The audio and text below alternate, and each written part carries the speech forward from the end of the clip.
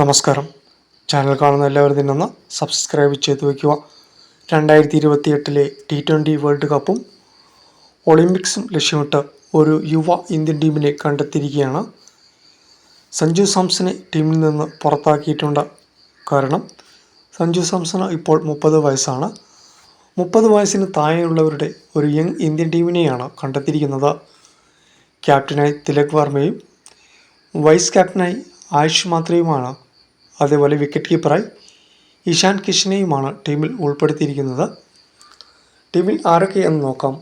ഓപ്പണിങ്ങിൽ അഭിഷേക് ശർമ്മ, വൈഭവ് സൂര്യവംശി, കൂടാതെ ആയുഷ് മാത്രെ, ഇഷാൻ കിഷൻ, തിലക് വർമ്മ, ഓൾറൗണ്ടറായി നിതീഷ് കുമാർ റെഡ്ഡി, ഹർഷ് ദുബെ, രവി വിഷ്ണു, ഹർഷദീപ് സിംഗ്, കാർത്തിക് ത്യാഗി, അൻഷുൽ കമ്പോജ് എന്നിവരാണ് ടീമിൽ ഇടം പിടിച്ചവർ.